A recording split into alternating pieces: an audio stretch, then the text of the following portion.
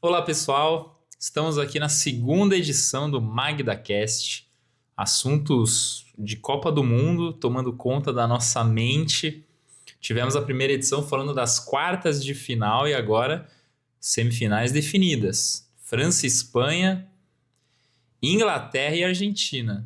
Agora para a gente olhar o que a gente falou, se a gente acertou, se a gente falou muita besteira e também para dar uma analisada e imaginar o que a gente espera aí para as próximas semanas, né? Para a última semana de Copa do Mundo. Eu tô aqui com ele, o nosso convidado mais que especial, que é bailarino, ele que é ator e especialista em comentários esportivos nas horas vagas, Murilo Magdaleno. Perfeitamente, muito obrigado.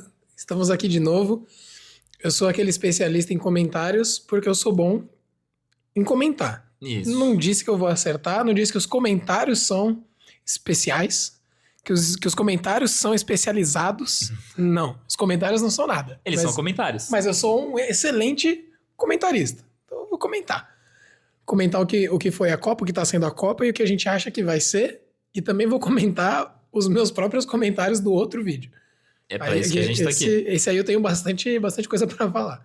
Se você tá sentindo falta de alguém aqui nessa nossa mesa, na nossa bancada hoje, o nosso grande amigo Pedro Bezerra não pôde estar presente hoje por incompatibilidades de agenda, mas ele mandou um recado para todo mundo aí, ele que cravou de um jeito absurdo como é que seria a história do jogo da Argentina, de Lionel Messi. Aparentemente ele conhece mais desse assunto do que qualquer outro no planeta Terra. Então, a gente deu uma risada quando ele falou sobre o 3-1 difícil, né? E aí a gente entendeu. A Argentina provou pra gente que assim, ó, existe 3-1 difícil e o Pedro tinha razão. Ele que é especialista em Lionel Messi, e a gente brincou, falou que ele era zicado e que o Messi tinha um antídoto, de fato, a Argentina de Messi mostrou pra gente que não só é o antídoto pra zica do Pedro, como ainda assinou embaixo assim, o palpite dele. Pedro, o que você tem pra dizer? Fala pessoal, eu não pude participar dessa última live do MagdaCast, mas estou passando aqui com 2 recados. Primeiro, se você não viu a última live, você perdeu a cravada que eu falei exatamente que a Argentina ia ganhar de 3-1. Falei a ordem dos gols que saíram, então, Argentina na semifinal. E segundo recado, vim aqui para deixar os meus palpites para as semifinais. Eu acho que a Argentina passa da Inglaterra, sofrendo de novo, igualzinho a todos os últimos jogos, talvez sofra mais ainda, talvez vá para uns pênaltis, não sei, mas acho que a Argentina passa. E acho que do outro lado, a França vai amassar a Espanha, vai ser a revanche pelos últimos confrontos que a Espanha ganhou, e acho que teremos uma reedição da final de 2022. É isso aí, rapaziada. Falou! Obrigado por esse belíssimo comentário, participação, nota 1000. E vamos lá, vamos agora, nós dois aqui nesse bate-bola, vamos começar falando de França e Marrocos. Primeiro jogo aí das quartas de final, França passou com 2-0, e a gente pode dizer que foi um 2-0 bem maiúsculo, assim, né? Não foi nada que a gente tenha tido de susto com a França, ou que a gente não imaginava, ou que o Marrocos ia abrir mais, abrir menos. Acho que deu um pouco da lógica, né? Eu acho que a França, de todos os jogos que a gente teve até agora, e eu falei no último vídeo que a gente não ia ter mais nenhuma surpresa, eu acho que a França foi a que mais assumiu a responsabilidade mesmo do favoritismo. Claro que também ali, não vou dizer que era fácil, porque Marrocos, até nós mesmos empatamos com Marrocos. Mas eu acho que a França assumiu um favoritismo, que ela tem esse lugar nessa Copa inteira, né? Então eu acho que não teve nenhuma surpresa, acho que foi um time muito bem balanceado.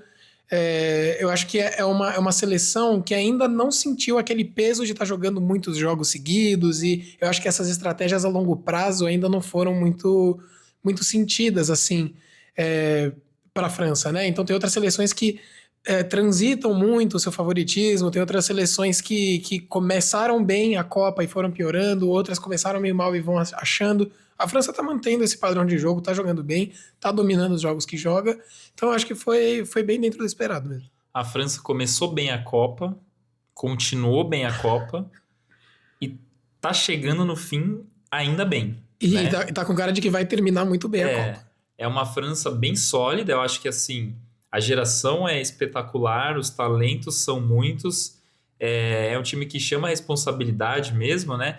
E é interessante de ver o banco da França é impressionante, né? Eles conseguem fazer substituições ali, pô, de repente entra um Désiré Doué na vaga de alguém e você fala, cara, tá bom, continuou, beleza, o time tá bem igual, né?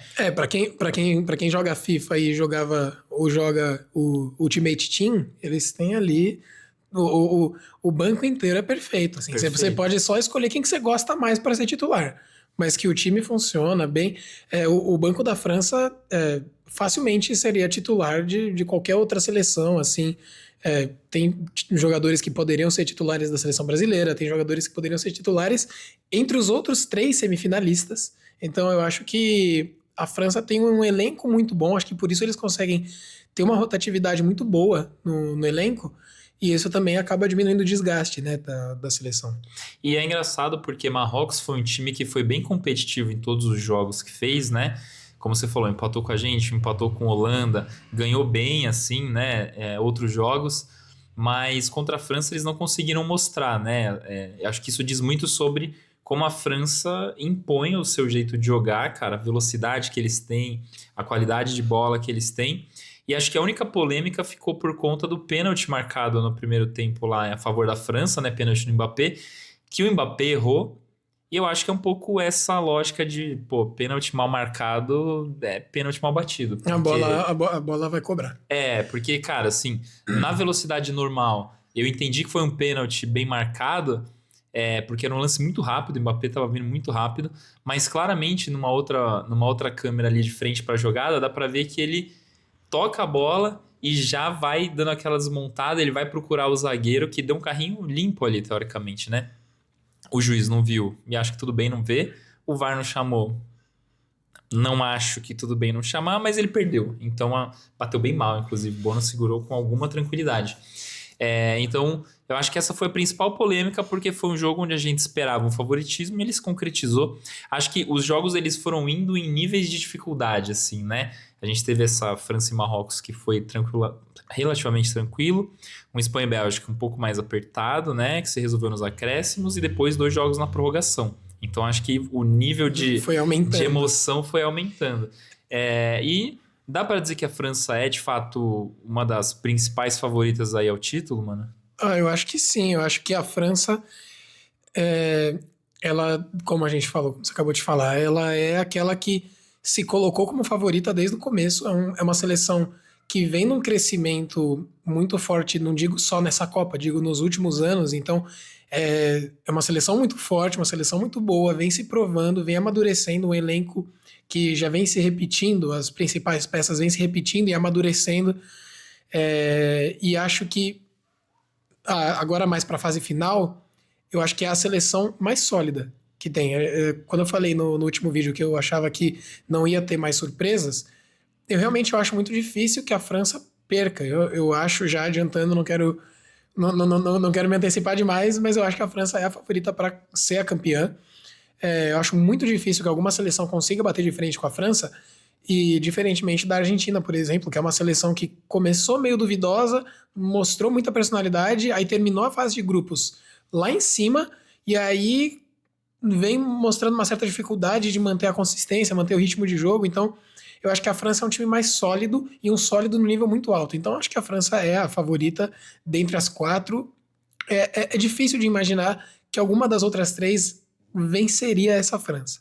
Mas claro, Copa do Mundo é Copa do Mundo, né? Jogo é jogo, é dentro de campo, mas eu também acho que do nível de futebol que todo mundo apresentou, a França foi quem conseguiu oscilar menos, não passou por apuros, venceu quando tinha que vencer, que foi sempre, né? Só teve vitórias até agora na Copa do Mundo, e vitórias relativamente maiúsculas, assim, não foi o time que, nossa, teve que remar, foi resolver no fim do jogo. Cara, a França tem resolvido bem, e vai pegar uma Espanha, e agora já transicionando aqui para o jogo de Espanha e Bélgica, uma Espanha que também tem sido bastante correta, assim, né? Bastante coerente.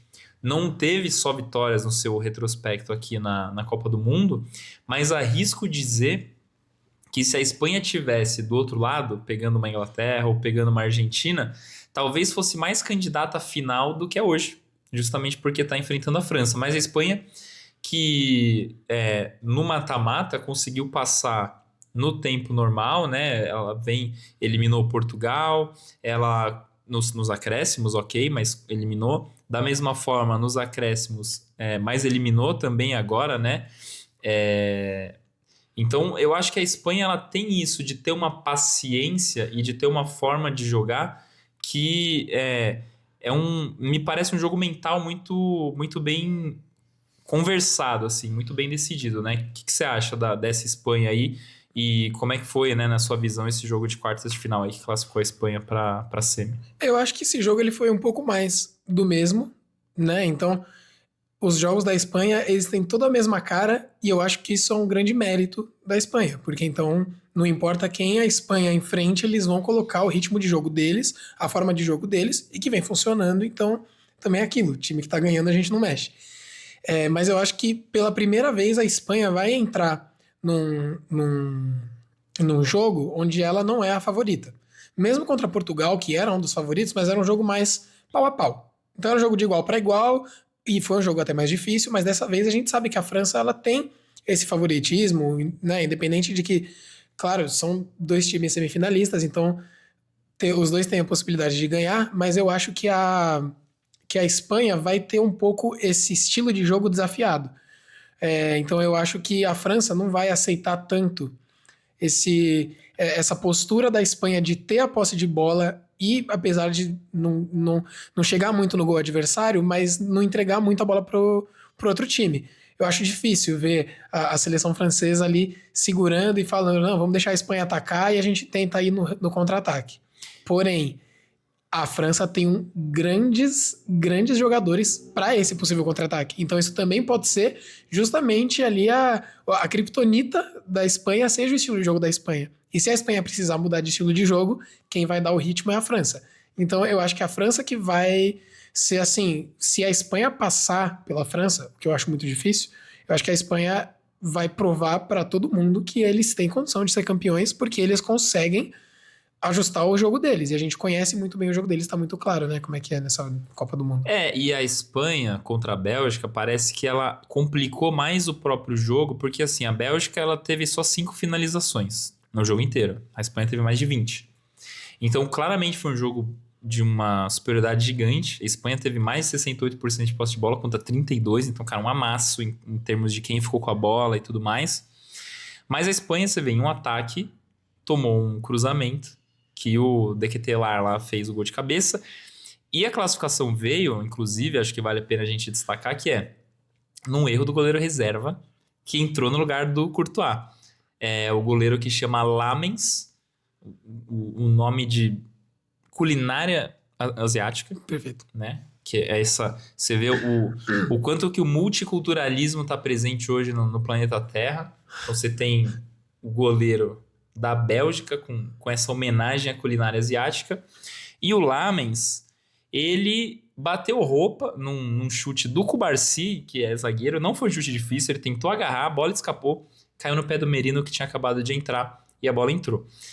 Então, eu vejo que a Espanha dificultou um pouco o jogo dela, e aí eu também queria a sua opinião, porque a Espanha, ela, por ter muito essa bola, né, e por ter essa disciplina tática, a Espanha usa muitos laterais, né? Então o Cucurella avança aqui na esquerda, o Pedro Porro avança ali na direita, e eles fazem uma composição ali com os pontas, né? Com o Yamal de um lado, com o Oyarzabal aqui que movimenta bastante no meio, com o próprio Dani Olmo aqui na esquerda. Então eles têm uma mobilidade bastante alta com esses laterais e seguram muito o Rodri junto dos zagueiros para ter aquela saidinha de 3, né? Que está na moda, e os laterais eles avançam.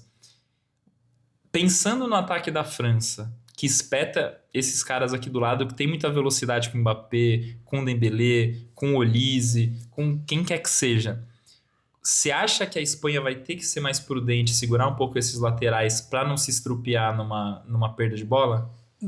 É difícil falar o que eu acho que a Espanha deveria fazer, porque eu acho que é um pouco do que eu falei. Eu acho que, assim, a Espanha, sabendo que a França tem esse ataque que funciona justamente nessa ponta, nessas costas do Cucurella, de repente, a Espanha possivelmente deveria recuar os seus laterais e tirar eles dessa posição ofensiva. Só que se eles fazem isso, aí eles dão a bola para a França jogar. Então aí também fica complicado.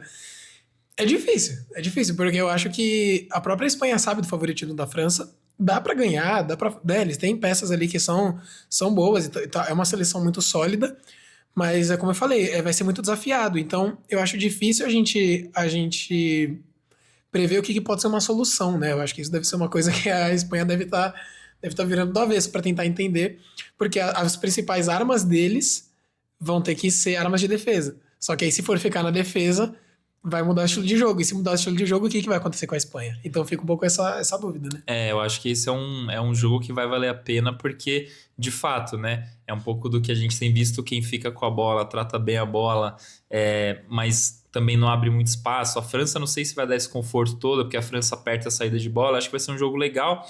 E até o Pedri, numa entrevista, ele falou, né, que perguntaram para ele sobre o favoritismo da França, que, né, todo mundo tá colocando aí, depositando a França como favorita, e ele falou, cara, não, a gente inclusive ganhou da França, né, recentemente, se eu não estou enganado foi na Nations League, onde a Espanha eliminou a França, e são esses mesmos jogadores, né, foi há pouquíssimo tempo atrás. Então, por mais que a Espanha com certeza saiba dessa dificuldade que vai ser esse jogo com a França, eu acho que os jogadores da Espanha e o time da Espanha entendem que, cara, a gente já jogou com eles, a gente já ganhou deles, talvez a gente tenha sim o que é necessário para conseguir surpreender.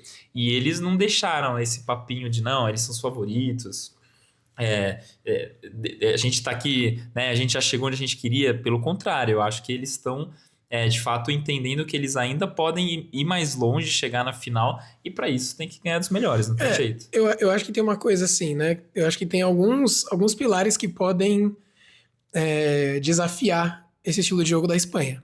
A primeira deles é tático. Será que taticamente vai funcionar usar a mesma estratégia? Outra coisa é o físico. Será que eles vão ter pique para segurar a seleção francesa atacando as costas dos seus laterais o tempo todo? Mas o mais difícil deles, e que aparentemente é onde a Espanha está confiante, é na coragem para fazer isso. Então também a gente fala, mas será que então a Espanha deveria avançar com seus laterais? Se a Espanha tem propriedade, tem coragem para falar, não, a gente vai fazer, esse é o nosso estilo de jogo, independente de quem seja o adversário, é assim que a gente funciona. O lateral acaba puxando o Dembélé para trás, então, né? Então, exatamente, eu acho que tem um pouco disso, ele obriga né? o ponta francês a ficar longe do gol, né? Exato, então acho que não só estrategicamente, mas eu acho que a postura dos jogadores da seleção também vai influenciar muito.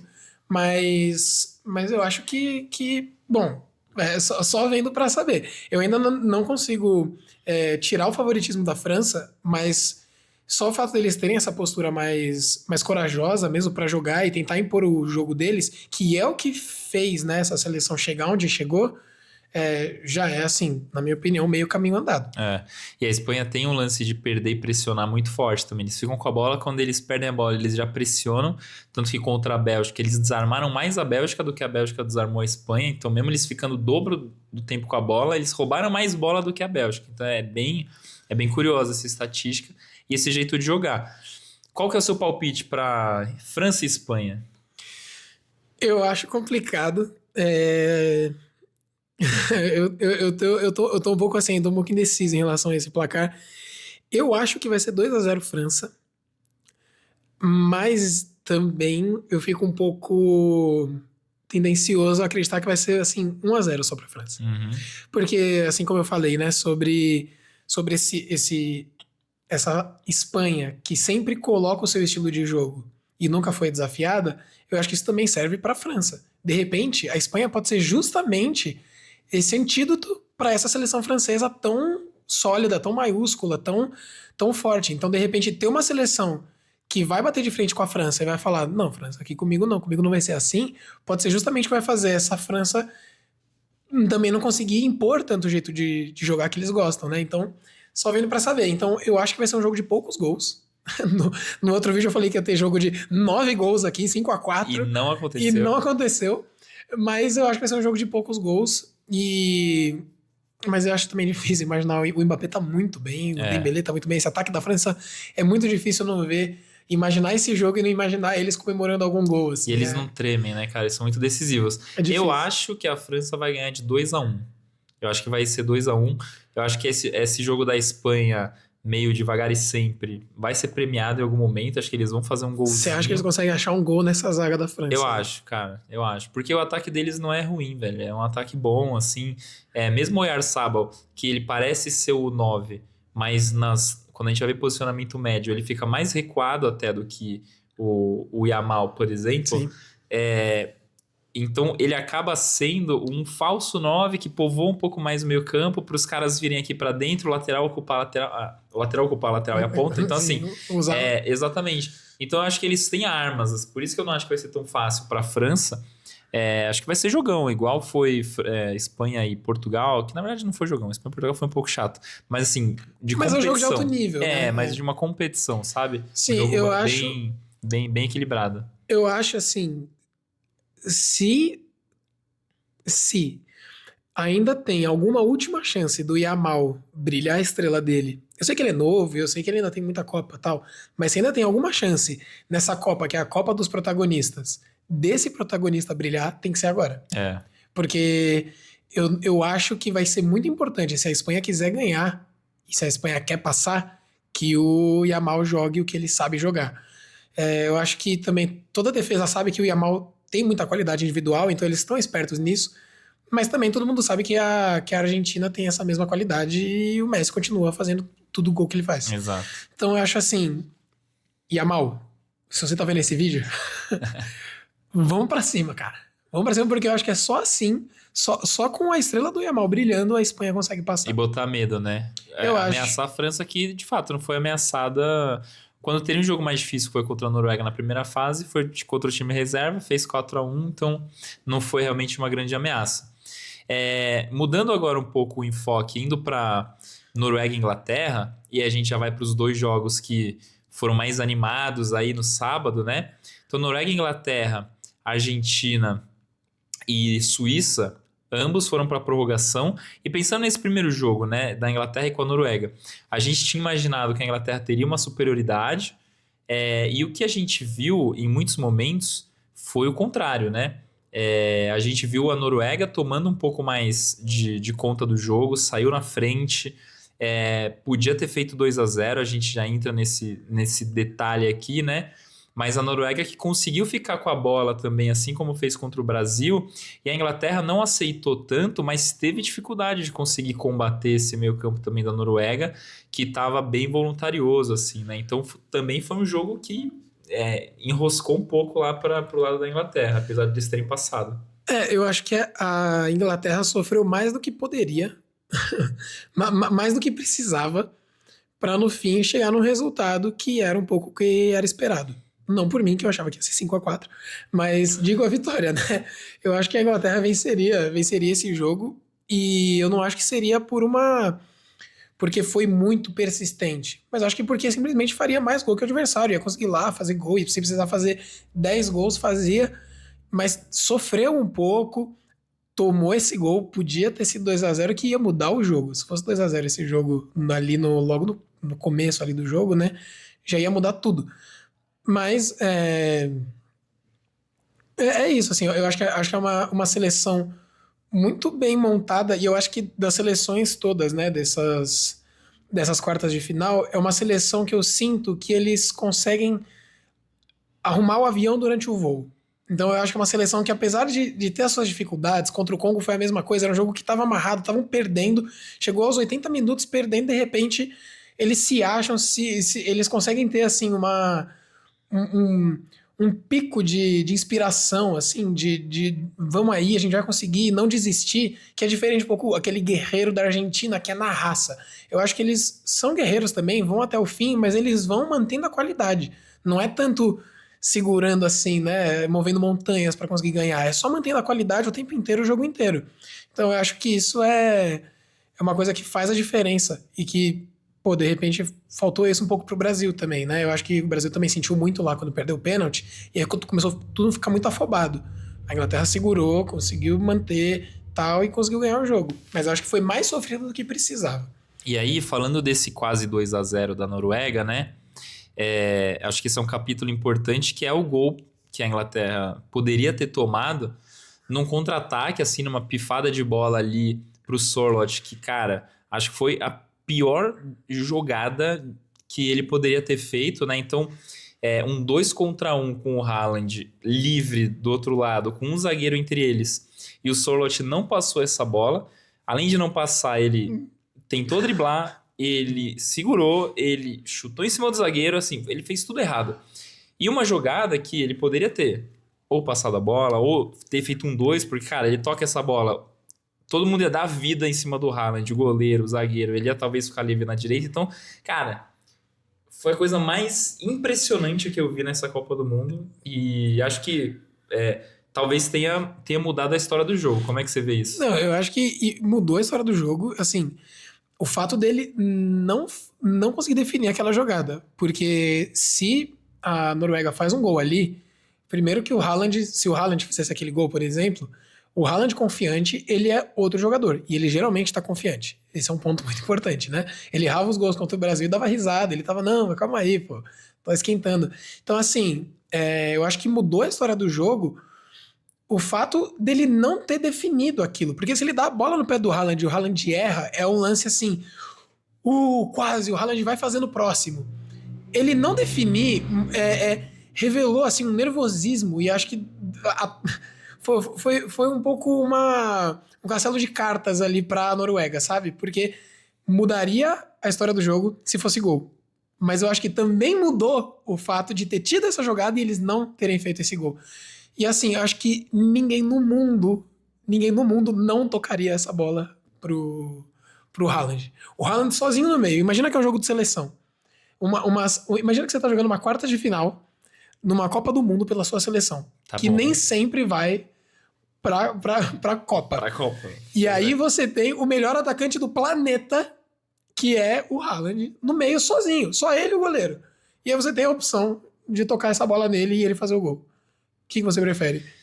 Cara, eu puxaria pra minha perna direita, porque claro. a minha cruzada, ela tem valor. Exatamente. O meu chute cruzado, ele tem valor. Eu acho que foi isso que o Sorloth pensou. Então, fez que ele fez perfeitamente. Só que o problema é que o que ele tem valor é o esquerdo, que é onde tava o Haaland. Então ele juntou, ele maçarocou a jogada ali. Foi um negócio. E ele demorou pra decidir. Ele demorou pra tocar. Ele demorou pra driblar. Ele demorou pra passar. Ele demorou pra chutar. Ele demorou. E aí, nisso, quando ele foi definir o que ele queria fazer, que já era tarde demais... Não, já tinha uns 30 e que já era a escolha errada, ele ainda fez isso muito tarde, não dava nem... Se ele quisesse trocar, mudar de ideia, aí já tinha gente no Haaland. Mas aquele vídeo do Haaland chegando sozinho, assim, ó, e ninguém assustador. com ele, é inacreditável que essa bola não foi nele. E aí, pra mim, acho que ali a Noruega entregou o nervosismo, mesmo assim, eu acho que a falta de crença, parece, assim, da Noruega de falar, a gente pode ganhar isso aqui de 2-0, 3-0, faltou um pouco isso. Porque esse nervosismo pra fazer o 2-0, eu acho que entregou que não tava firme o 1-0. E aí a Inglaterra, como eu falei, é um time que sabe se reinventar durante o jogo, sabe mudar algumas coisas e manter o alto nível durante o jogo inteiro. E aí continuou jogando bem e eu acho que o resultado foi merecido no final das contas. E aí, cara, eu acho que tem mais 2 pontos que vale a pena a gente falar, pensando nesse jogo ainda de Inglaterra e Noruega, que um deles eu lembro muito da Ana Thaís Matos falando no jogo do Brasil com a Noruega sobre chutar no gol, porque o goleiro da Noruega daria rebote, porque ele é um cara que dá rebotes. O segundo gol da Inglaterra vem exatamente numa jogada como essa, um chute de fora da área, um rebote do goleiro pro meio, e assim como o Lamens, ele tentou segurar, a bola quicou um pouquinho antes, a bola escapou pro meio e o Bellingham matou o jogo. E aí, também, né, acho que esse mérito aqui pra Ana Thaís Matos, que, cara, martelou esse assunto durante a transmissão do jogo Brasil-Noruega 1 milhão de vezes, e como a gente não aproveitou essa oportunidade de arriscar, acho que a gente teve um chute de fora da área, se eu não me engano, que o goleiro também rebateu, mas rebateu pro lado. Então, aqui um pouco do que estava escrito já para esse jogo, que o Brasil não soube ler. E o segundo ponto, para a gente fechar aqui esse jogo da Inglaterra, que é a polêmica que está rolando nas redes sociais sobre a bola do tiro de meta que bateu no cabo de aço da Spider Cam e deu origem à jogada do primeiro gol da Inglaterra. Como que você tá vendo isso aí, cara? Qual que é a opinião? Você acha que bateu ou não bateu? O que rolou aí? Então, eu acho difícil, porque é muito confuso de entender o que acontece na parte da tecnologia da Copa, né? Então, o que eu acho difícil é assim, se é tão claro aquele sensor que toca no cabelo do jogador da Croácia, né? E aí não vale o gol, mas isso aí não foi marcado, assim, eu acho muito confuso. Então, na minha opinião, se bateu no cabo de aço, assim como você, que já jogou futebol, já jogou na sua quadra de cimento e sabe que se tem a tela em cima e a bola bate na tela, é lateral, na minha opinião, parou. Bateu lá em cima, parou. Pediu falta, parou. É assim. É uma questão de princípio. Isso, porque como eu não sei qual é a regra da FIFA, então pra mim a regra vai a regra do futebol com os amigos. É a regra do futebol então, raiz. É lógico, bateu na tela, acabou, é lateral. Não vai, mas a bola bateu na tela, só relou na tela e caiu lá no gol, mó golaço. Não. É lateral do outro time. Então eu não sei qual é a regra, mas assim, eu acho que é muito esquisito. E eu acho que a FIFA justifica muito mal sempre essas polêmicas e deixa a polêmica se tornar ainda maior. Então, se for uma coisa que é assim, putz, a regra é essa, e muitas vezes também eles até fazem isso, né? Às vezes tem uma regra que, a regra ela funciona desse jeito. Aí você fala, mas eu discordo. Mas você não tem o que falar, porque a regra é essa.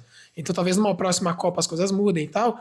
Aí é diferente, mas eu acho muito esquisito isso de bater no cabo, e aí cai de volta na polêmica do toque no fio de cabelo, e aí isso fica mal digerido, e aí vai virando polêmica, a FIFA não explica direito, não tem um pronunciamento assim claro.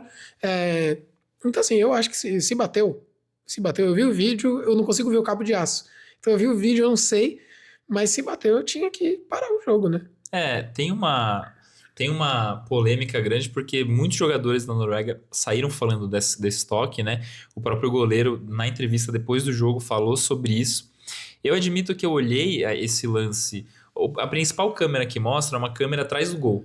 E aí tem ele batendo tiro de meta e, sinceramente, é inconclusivo. Você vê que a bola ela tá indo e ela cai um pouco mais vertical mesmo, assim, né? Mas como ele tá atrás do gol, não dá pra gente acompanhar. Mas eu achei uma outra câmera aberta aqui na lateral que, cara, ele bate o tiro de meta, a bola vai desacelerando e ela realmente dá essa queda. Mas em nenhum momento ela tem uma ponta nessa trajetória, ela não tem uma quebra nessa trajetória. Ela vai desacelerando e vai caindo. E aí tem algumas coisas, né? O jogo foi no Hard Rock Stadium em Miami, que é um estádio aberto, sem cobertura, e lá tava com incidência de algumas rajadas de vento. Até na madrugada anterior ao jogo teve alerta de tempestade, então a ventania, algumas rajadas de vento que eu dei uma olhada, chegaram a mais de 30 km por hora durante o dia, né, desse sábado. Então pode ser que o próprio vento tenha interferido na trajetória da bola. Eu não vi realmente, não achei que foi conclusivo. E a FIFA liberou, né, o mesmo eletrocardiograma da bola ali, eles liberaram e tem o chutão do goleiro que tem um pico, a bola vai viajando e tem ali uma oscilação dessa viagem e ela só vai ter um outro pico de contato quando cai no pé do atacante, quando o atacante mata a bola já vindo pro ataque contra a Noruega. E aí eu acho que levanta alguns pontos nessa discussão, que cara, por exemplo, pegando esse exemplo que você trouxe bem da Croácia contra Portugal. Como que a gente consegue saber se esse toque ele é maior ou menor? Então, por exemplo, no caso da Croácia, cara, o impedimento ele é justamente um atacante se beneficiando de uma posição em vantagem ali, né, à frente da defesa para fazer o gol. Só que naquele lance, quando a gente vê repetidamente, né, a bola vindo e aí passa, cara, a bola não muda de trajetória. A bola não muda a rotação dela, ela continua igualzinha ela estava. Mas a bola pegou que teve um toque. Eu acho que muitas vezes a tecnologia ela é usada como algo impossível de ser questionado. Então o juiz ele foi lá no VAR só para ver que deu um toque. Então, se é só para isso, ele nem precisava ir no VAR. Era só alguém avisar, viu? Teve toque sim, tá impedido sim. Acabou. Se ele vai no VAR para analisar, é justamente para entender qual foi o impacto que teve no jogo. E eu não acho que a tecnologia é inquestionável. Pelo contrário, eu acho que ela tem que trazer elementos para a gente continuar fazendo avaliação. Então, no caso desse impedimento da Croácia, teve impacto no jogo? A bola mudou, o cara bateu no zagueiro por conta disso, a bola sobrou. Cara, não foi o caso. E aí, quando a gente vai ver, né, as duas barrinhas, a barrinha do chute do goleiro no tiro de meta. Cara, foi um degrauzinho assim. Quando a gente vai ver a barrinha do fio de cabelo, foi um degrauzinho assim. Cara, qual que é a escala desse negócio? Uma bica de um goleiro é uma barrinha gigante. Não, mas tudo bem, tem que caber lá, normal, eles ajustam essa escala. Mas, quando a bola tá variando no tiro de meta, dá pra ver a barrinha fazendo assim. No cruzamento da Croácia não dá. Sendo que, o cabelo deu um negócio assim, cadê a oscilação do cruzamento? Porque o cara chutou antes. Então, é difícil. Eu acho que essa falta de transparência acaba gerando mais dúvidas e alimentando mais essas polêmicas do que esclarecendo. Eu acho que é uma tecnologia que precisa existir. Eu acho que traz elemento para a gente decidir bem, para tirar dúvida. Cara, o chip na bola, ele ajuda a gente a determinar no momento exato em que o atacante toca na bola para saber se o outro atacante está em posição irregular ou não. Então o semiautomático trabalha com esse toque. Quantas vezes no futebol brasileiro a gente não se pega na polêmica do frame, né? Não, ele parou aqui, mas a bola ainda não tinha saído do pé. Não, a bola já tinha saído. Cara, isso mata, é muito bom. Só que por outro lado, o que a gente tem é uma deficiência nessa explicação para entender os limites. Qual que é essa ordem de grandeza? Tem que analisar se tem impacto ou se não tem. E aí acaba gerando um pouco desse possível...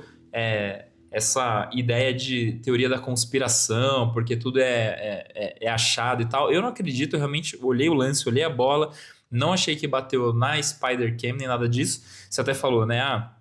Eu não sei qual que é a regra. Teoricamente, é uma bola ao chão. Bola ao chão. E bola ali para quem tava com a posse, que era a Noruega, do tiro de meta.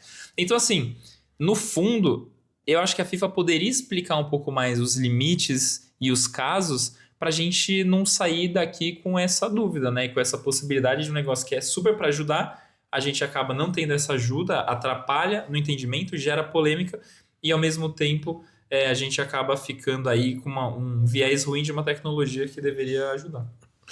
Eu acho que isso também é um pouco por um momento que a gente vive no futebol e que é essa transição entre um futebol que não usava isso ao seu favor, tecnologia no geral ao seu favor, e agora vem usando. A gente passou e tem passado isso aos poucos com o VAR também. Então o VAR, quando foi implementado, primeiro que muita gente não gostava da ideia de parar o jogo. Então o VAR tinha que ser rápido. Mas aí se parar tá ruim. E aí também, mas aí chama o VAR, mas aí é muita coisa interpretativa. Daí às vezes o VAR não chama porque acha que não precisa. Então tem coisas que a gente tá ainda encontrando, né, a medida do quanto depender disso e do quanto isso ajuda. Mas eu acho que essa tecnologia do toque, né, essa tecnologia desse eletrocardiograma da bola é muito favorável, assim, né? Só que aí, claro, assim como qualquer coisa que tem essa grande mudança, começa a vir esses questionamentos. Mas por que ali serve e aqui não serve? Ou por que ali é tão claro e aqui não é claro? Mas quem que tá medindo isso? Então, eu acho que assim como o VAR é uma coisa que agora é bem discutível, assim. Eu assisti um jogo que não era da acho que era da FIFA, assim, acho que era algum jogo estadual ou de alguma coisa assim, que aí não tinha VAR. E eu achava esquisito, falei, nossa, mas o cara tava claramente impedido. Parece que perde uma parte já do jogo. E aí eu comecei a sentir falta do VAR. Então, pra mim, o VAR, ele é importante. E hoje em dia, pra mim, é indiscutível, assim. Tanto é que eu lembro que eu, desde menino, falava, mas em jogo de basquete tem, em jogo de futebol americano tem, mas no futebol não tem, porque futebol é um jogo mais corrido, né? Esses outros esportes, eles têm lá os seus timeouts, eles param e tal, é mais comum. Então, os Estados Unidos, ele já tem essa tecnologia há muito tempo. Então, eu acho que, assim, recentemente, a gente tem encontrado cada vez mais rápido novas atualizações de tecnologia. Então, esse impedimento semiautomático, ele é ótimo. Ele não tem isso, assim, aquela câmera super ruim que você vê lá no Paulistão, que é uma câmera esquisita num lugar super ruim. Aí quem define isso é o humano, então também não resolve tanto problema. Então, eu acho que, assim, isso é ótimo mesmo. Mas essa falta de transparência, como você falou, ou também de saber... não sei se se quando eles lançaram essa ideia desse eletrocardiograma da bola, eles podiam imaginar que numa Copa do Mundo ia ter um lance que resvela no cabelo e um lance que possivelmente pode ser que tenha batido num cabo de aço. Sabe, eu acho que isso é normal de uma implementação de uma nova tecnologia, e aí assim como tem as suas transformações e as suas melhorias a partir de algumas polêmicas e dificuldades, com tudo, né? Com qualquer coisa tecnológica que vai se renovando, eu acho que isso também vai acontecer no futebol. Então, eu acho que isso veio para ficar, eu acho isso muito bom, eu gostei, acho que tem mais coisa boa do que esse lance da polêmica, e eu acho que muito dessa polêmica, na verdade, ela só vem por conta da falta de conhecimento que a gente ainda tem sobre essa tecnologia. Então, quando isso se prova, a gente até que fica mais, tá, mas entendi. Então, quando tem esses impedimentos semiautomáticos super rápidos, já na hora, o juiz já avisa tal, pô, é ótimo. É bem melhor do que ficar esperando, e aí você ainda vai ficar considerando, mas demorou para colocar a linha, e claramente eles colocaram a linha errado, ou pegaram o frame errado. E isso acabou, como você falou, não tem mais isso. Eu acho isso bom. Então, eu sou super adepto, assim, dessas evoluções, né, em relação à tecnologia, e acho que é normal também do processo, e a gente vai aprender também fazendo. Então, eu acho que conforme, né? Conforme vai acontecendo, aí a FIFA vai achando regras novas, ou assim, coisas que, né, tem as suas exceções. Então, que não se imaginava antes, mas dá para ter esse mas uso. dá para ter agora. Então, eu acho bem legal, assim, que é como eu falei no outro momento também. Eu acho que a Fórmula 1 é um lugar que é um esporte que sabe fazer bem uso disso. Então, sempre que implementa uma tecnologia nova, é porque houve algum problema com a antiga, e aí eles colocam uma coisa nova. E aí, independente se isso, mas eu não sei se eu gosto do carro de Fórmula 1 com o Halo na frente. Tá, mas a própria tecnologia, ela se prova e mostra pra gente que é mais seguro, mostra pra gente que é melhor. Então, tanto é que hoje em dia os carros são muito mais seguros, são muito mais modernos. E eu acho que é outro esporte também que ele tem essas mudanças de tecnologia, ou como estão fazendo agora com os motores híbridos, e muita gente não gostou, e aí não estava tão bom, mas eles adaptaram. Acho que qualquer tecnologia vai passar por essas adaptações nesse momento de transformação. Mas que eu acho que veio para ficar, e acho que é bom sim mudar e melhorar sim. Cara, e agora, olhando para esse último jogo, né? A gente falou bastante aqui da Inglaterra, da Noruega, de como foi esse jogo. A Noruega mostrou algumas armas que não tinha mostrado, né? Não foi tão dependente do Haaland como a gente imaginou que seria. E acho que vale aqui saber sua opinião a respeito do gol da Noruega. Você acha que o camarada ali, o lateral esquerdo, ele chutou ou ele cruzou? Na minha opinião, se eu falar que ele cruzou essa bola, eu vou ter que assumir que o Ronaldinho Gaúcho cruzou aquela bola e foi gol também, em 2002. Nossa. Então eu acho que ele bateu pro gol. Cara, não tem nada a ver. Tem a ver porque é a mesma Inglaterra. Tem uma coisa a ver. E é uma curva que vai cruzada também, tem não é uma coisa que cai a ver. no gol. Não, tem uma coisa a ver. Mas eu acho que ele cruzou. A minha, não. a minha opinião sobre ele ter cruzado é que eu vejo o Haaland atacando a segunda trave ali. Ele tinha deixado o zagueiro já meio pra trás. E eu acho que o malandro, ele viu. Só que, graças a Deus, aí ele errou, pegou errado na bola e ela foi no ângulo. Assim, foi no ângulo. Ele fez o gol da carreira dele. Fez o gol da carreira o gol dele. da vida dele. Mas eu acho que ele errou. Eu acho que ele errou. Nem sei, não vi entrevista. Nem sei se ele já respondeu isso ou não. O Ronaldinho Gaúcho falou que bateu pro gol, Mas né? aí o Ronaldinho bateu. Então pronto. Se ele falou, é Se porque ele bateu. falou, pronto. Agora, se o lateral falou que chutou, eu vou achar que ele mentiu também. Dane-se.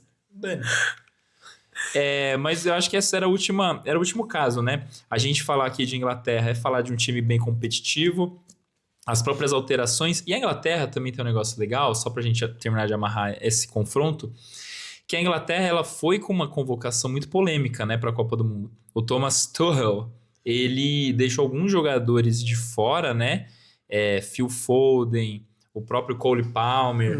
Eles foram jogadores que ficaram de fora, e a mídia britânica, que é um pouco horrorosa, né? Eles sempre adoram destruir a vida de qualquer um. Eles já foram pra cima falando que, como assim, deixou de fora e tal. E eu acho que o Tuchel chegar numa final ou até ganhar uma Copa do Mundo é um pouco aquela coisa do tipo... me aceitem, a minha convocação... Agora vão ter que me engolir. Essa coisa meio zagalesca, assim, porque ele bancou, assim como o Felipão em 2002 deixou o Romário de fora. Então, eu acho que é um negócio interessante da gente ver, porque foi muito questionado.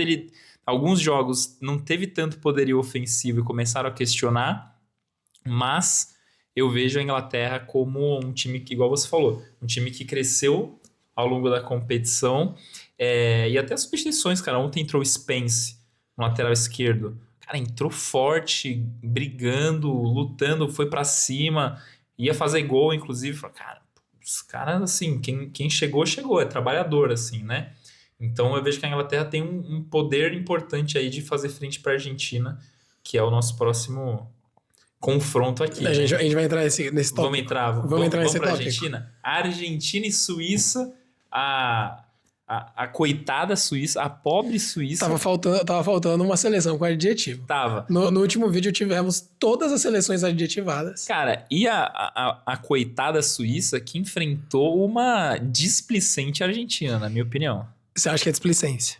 Eu acho que é displicência. Eu acho que depois que a Argentina fez 1-0, a Argentina ficou numa tiriça impressionante. Uma falta de vontade de matar o jogo e acabou trazendo a Suíça pra cima e se complicou forte. Eu acho que o próximo jogo vai revelar melhor isso pra gente, mas eu achei que era uma Argentina cansada. E pode ser que sejam as duas coisas também. Pode ser. Então eles aproveitaram pra descansar jogando mal, só que aí acabou custando caro, tiveram que jogar mais 30 minutos. Então acabou custando caro essa tentativa de descanso, que seriam, né, só 90 minutos de jogo. E é por isso que eu falo que é displicência, porque um time que tá ganhando ali, que tá numa Copa do Mundo, cara, por melhor que eles sejam, por mais que a Suíça seja um time pior do que o deles, e de fato é, mano... Não existe jogar daquele jeito. Não existe. E tem outro time do outro lado, velho. Sim, não, e eu acho que dá pra descansar se tiver... Não descansar, né? Tô dizendo, mas assim, diminuir o poderio de ataque se tiver 2-0, né? Não, 1-0 é muito cedo. Exato, tira o pé do acelerador. Então eu acho que a Argentina foi displicente e até um pouco arrogante no sentido de esse jogo já tá resolvido, a gente não vai passar puro com essa Suicinha aí. E aí passou. Eu acho que a Suíça soube aproveitar essa preguiça da Argentina, ao contrário do que a gente viu, por exemplo, no Espanha e Bélgica, que a Bélgica não fez nada, achou um gol. Cara, a Suíça fez coisas, a Suíça apertou legal, a Suíça achou um gol, e a Suíça tava pra virar o jogo, né? Até que Até que a gente tem o nosso herói improvável desse jogo. A gente falou nominalmente de um jogador, inclusive aqui, né, da Suíça, que foi o Embolo. E o Embolo realmente ele mostrou que quando a gente acha que nada pode piorar, ele consegue. Eu acho que assim, foi a expulsão do Embolo foi um pouco de cortar o coração, ele saindo de campo chorando, desesperado, assim, porque, cara, realmente a Suíça tava melhor no jogo, tinha acabado de empatar, e ele foi expulso depois de um VAR confuso, ninguém entendeu muito bem por quê, mas, cara, ele fez uma besteira muito grande, velho.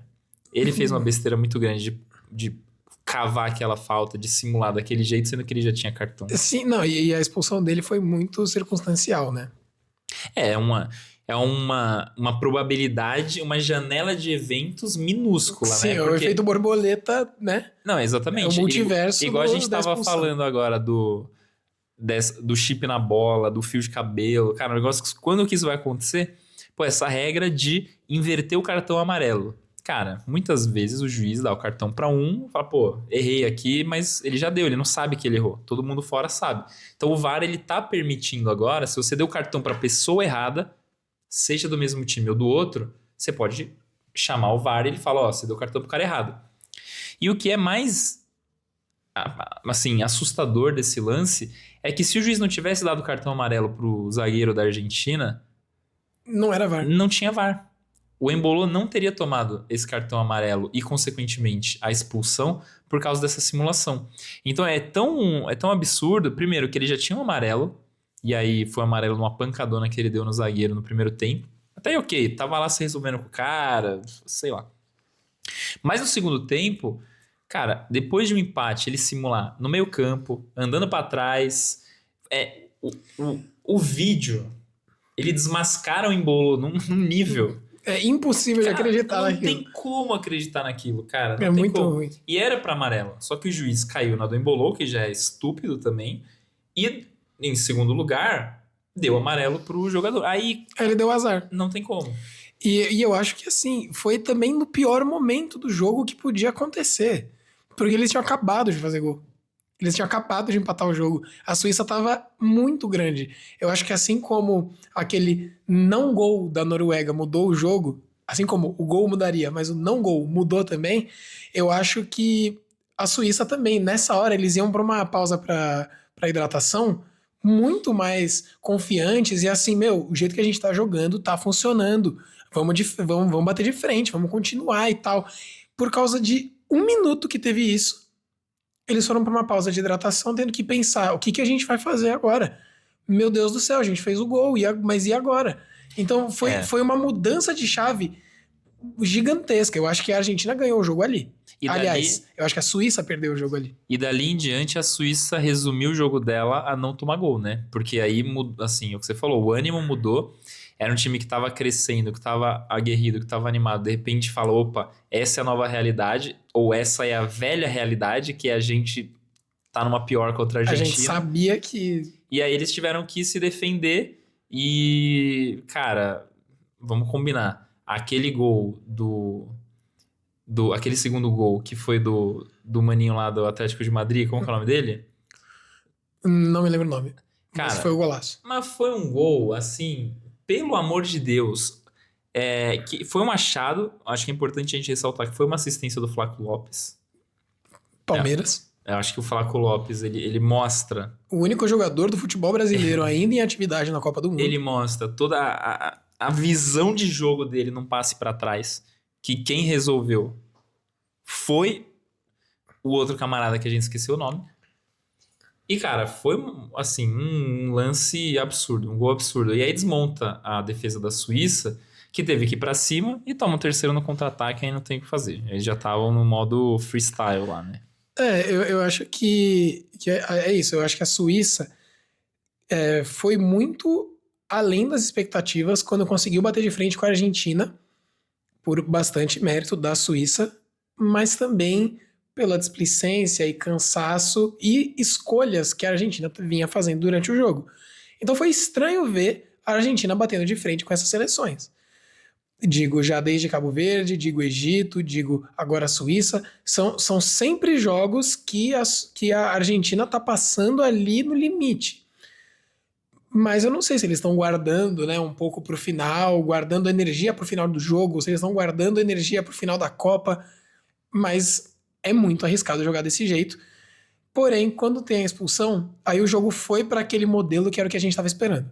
A Suíça não vai mais para ataque, a Argentina vai martelando até uma hora que conseguiu fazer o gol. E começou a colocar um monte de gente para ataque também, né? As substituições foram todas por ataque, né? Foi para cima. E eu acho que, assim, a Suíça até segurou. Para quem tava com um a menos, ainda faltava 20 minutos, 30 minutos de jogo, eu acho que a Suíça segurou bem. A Argentina, tanto é que conseguiu levar pra prorrogação. Só que aí também, mais meia hora daquilo, acho que não tem defesa no mundo que segura.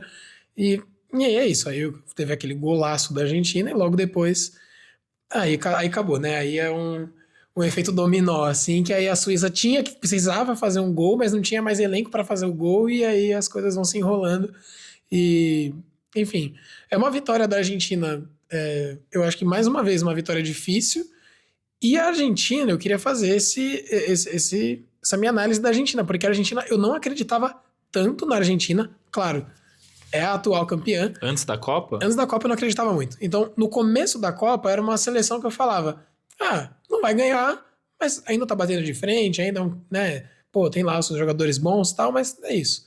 Terminou a fase de grupos, eu achando que ia pra final. Falei, não, é isso, esse time vai pra final, a final é França e Argentina de novo. Amassou com o time reserva. Com certeza, não tem discussão. E aí, agora, depois desses primeiros chaveamentos, é uma Argentina que eu não consigo acreditar, assim, muito. Eu acho muito difícil que essa Argentina, se jogar desse jeito, vai passar da Inglaterra. Porque a Inglaterra tem disposição física, tem tem disponibilidade ali para querer jogar, tem vontade, tá com um clima muito bom para jogar, que isso também é importante. A Argentina sempre passando ali Na bacia no das final, almas. mas ali somos guerreiros. Mas a Inglaterra também tá passando geralmente nos jogos difíceis, mas assim, somos bons. É.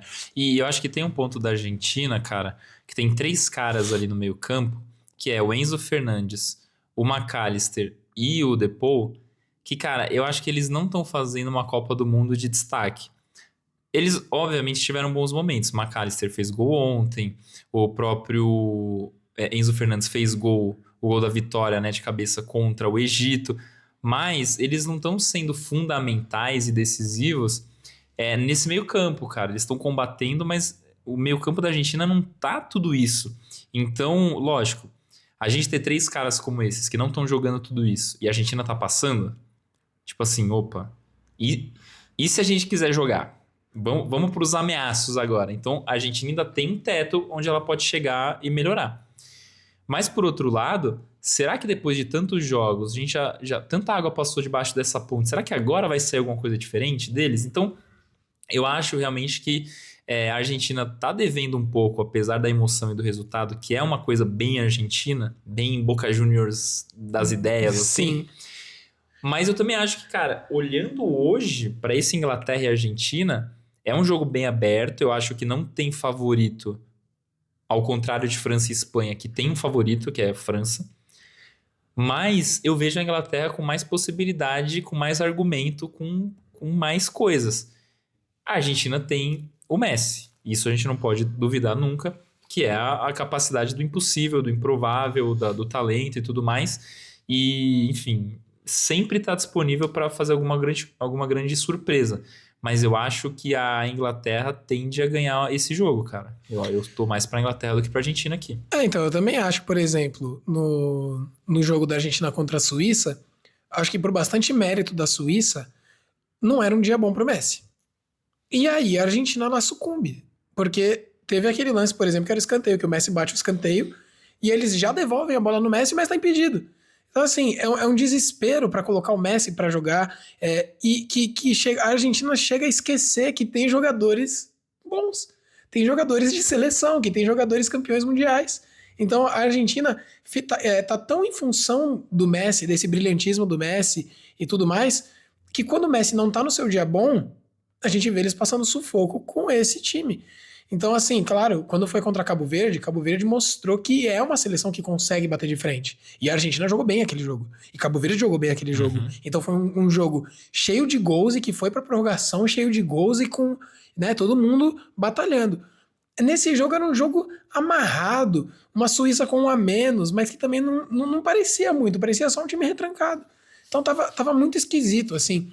Então, quando a Argentina lembrar que tem outros jogadores que podem sim aparecer, que podem sim ser protagonistas em algum jogo, eu acho que isso, além de puxar a atenção dos marcadores e da defesa adversária, isso vai dar uma desafogada pro Messi, o Messi vai brilhar mais. Então, assim, os outros jogadores podem chamar mais responsabilidade, ter mais oportunidade, jogar melhor com as suas individualidades, e fazendo isso, eles também deixam o Messi ser mais protagonista, que é uma coisa que aconteceu de um jeito ruim com o Brasil, com a saída do Rafinha. Então, virou o Vini Júnior o nosso foco. Então, a gente ficou dependendo do Vini Júnior. Porque sempre na seleção brasileira existe uma necessidade de depositar toda a confiança em um jogador só. Precisamos de um herói. Exatamente. E toda vez que se joga confiança total em cima de um jogador, esse jogador, se ele não tiver muita qualidade e tem que ter garra para segurar isso, ele sucumbe. O Vinícius Júnior, ele nunca jogou sendo esse nosso herói. Ele tava jogando bem os primeiros jogos que ele tava dividindo ali, que ninguém... Mas nem no Real Madrid, cara. Não, e ninguém tava acreditando muito na seleção. Então tudo bem, ele ficava livre para poder errar. Quando ele virou o cara que eu tenho que ser o cara, ele acha que ele não pode mais errar. E isso acontece com muitos jogadores. Então eu acho que isso é um problema meio sério, assim, da nossa seleção, e que eu acho que a Argentina molhou um pouco os pés nesse lugar também, que é perigoso, que é delicado e que é arriscado deixar sempre tudo na mão do Messi. Porque a hora que o Messi tiver ou com a marcação dupla, como foi contra a Suíça, ou tiver num dia que não esteja tão inspirado, tão bom, esteja descansando, esteja cansado, sei lá, o que vai ser da Argentina? Então ontem, querendo ou não, quem acabou brilhando ali nos acréscimos não foi o Messi. Exato. E tá bom. Isso é importante para a Argentina lembrar que é uma seleção campeã mundial, é quem tá defendendo o título dessa vez. Então se a Argentina jogar com todo o seu potencial que todos os seus jogadores têm, e que são jogadores que já jogam juntos há muito tempo e se conhecem, eles têm sim uma capacidade de bater de frente com a França de novo, de repente ganhar da França. Tem. Mas eu acho que a França faz melhor uso disso. A gente sabe que o Mbappé é o cara da França, mas será que não é o Dembélé? Mas todo mundo será que divide não... a resposta, todo mundo. Então eu acho que, claro, tem um ali de destaque, mas ele é um pouco mais alto que os outros e todos são altos. Na Argentina, todos se colocam para baixo e tentam enaltecer muito o Messi, e isso pode trazer problema, principalmente contra um time bem equilibrado como a Inglaterra. Mas eu acho que isso que você falou, né? Do Julián Álvares, que fez o segundo gol. E eu acho que a própria jogada, como ela se dá, uma jogada individual, um brilho individual de alguém que não é do Messi, que não é o Messi, e depois o contra-ataque, que o Messi ele começa ali atrás, mas, cara, a jogada toda se desenrola, talvez pode ser essa chama de esperança para uma Argentina que, opa, deixa eu lembrar que eu também tenho outros bons valores aqui. Então, acho que fica um pouco essa dúvida pairando na Argentina. E do lado da Inglaterra, eu acho que é mais uma esperança do que uma dúvida, apesar de ter sofrido contra a Noruega e poderia ter perdido, como a gente acabou falando aqui, né? Seu palpite para Inglaterra e Argentina? Esse jogo vai para os pênaltis. Cara, curto e grosso. Curto e grosso. Pode ser que seja 1-1, pode ser que seja 2-2, mas eu acho que esse vai para os pênaltis. Eu acho que a Argentina vai conseguir segurar nesse jeito aguerrido que eles fazem, e vão conseguir ser raçudo e de repente fazer um gol ali nesse final de jogo que eles sempre fazem. Só que a Inglaterra também é esse time, só que faz isso na qualidade, num lugar um pouco menos desgastado. Mas eu acho que um bate muito de frente com o outro e as duas equipes elas vão muito até o fim. Então eu acho que isso vai... Meu palpite é que vá para os pênaltis, independente se seja 0-0 ou 3-3. Mas eu já cansei de fazer palpite com muito gol. Então eu vou dizer aqui que vai ser 2-2 e vai para os pênaltis. Legal. Eu acho... Vamos lá. Eu acho que a Inglaterra ganha, cara. Eu acho que a Inglaterra ganha. Eu acho que vai ser um 2-1 para a Inglaterra. Acho que vai ser um 2-1 para a Inglaterra. Porque a Argentina, se apertar, se toma um gol e vai para cima, eles vão... Cara, eles fazem gol, velho. A Argentina, quando aperta, você vê, contra Cabo Verde, contra a Suíça... Cara, quando eles querem...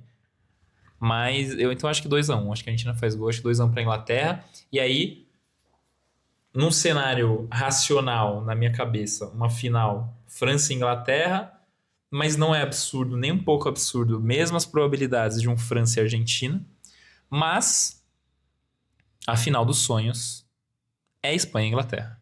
Com toda certeza. A gente tem que combinar isso aqui entre nós. Com toda certeza. Inclusive, até então...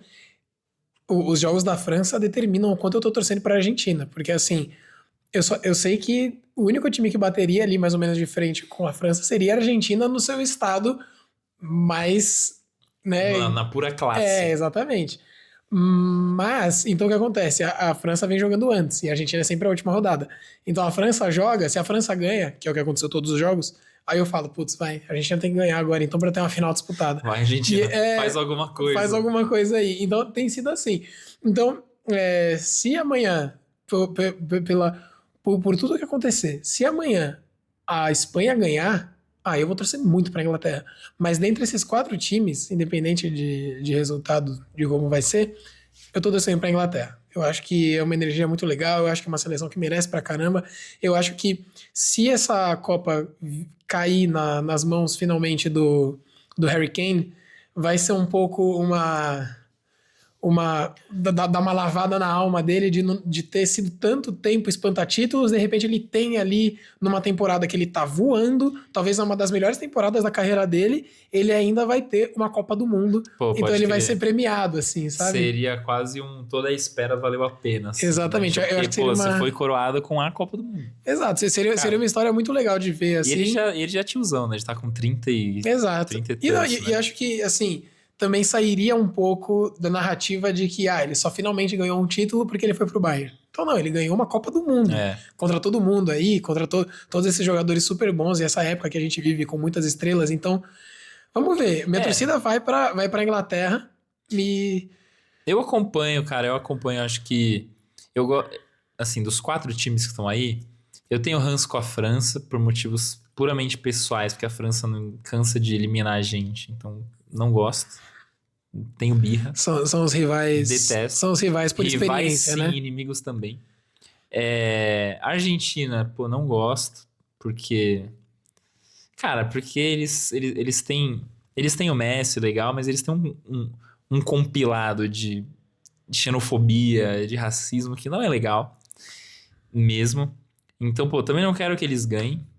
E tem o outro lado, que é a gente defender o nosso empoeirado pentacampeonato. O nosso esquecido, o nosso em preto e branco já, em sépia. Nosso pentacampeonato tão distante, que tá lá na estante, né, pegando poeira, não chega mais nada de novo ali naquela sala de troféus. Mas, cara, pô, entre uma França que tem 2, uma Argentina que tem 3, e essa França aí, meu irmão, essa França aí com essa geração ainda pode ter mais umas 2 copinhas aí tranquilo. Então, graças a Deus que perdeu a última, senão era penta. Não é nada bom a gente ter essa França ganhando uma taça. E aí, então, pô, Espanha tem 1, Inglaterra tem 1. A Inglaterra faz 60 anos que chega como um dos favoritos e murcha pelo caminho. Vão ser mais 60. Cara, deixa a Inglaterra ganhar esse. Eu acho que a Inglaterra é um bom destino para essa Copa do Mundo. A Espanha ganhou 2010 ali. Então, não nos ameaça. Assim a gente continua achando que a gente é o melhor do mundo, né? Esse troço que a gente não é melhor do mundo há décadas. Mas é isso aí.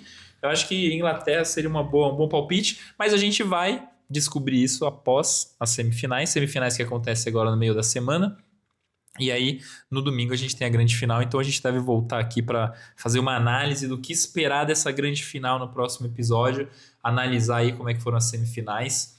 E com isso, a gente vai se encerrando. Queria agradecer mais uma vez aqui você, Muri, pela participação no nosso podcast.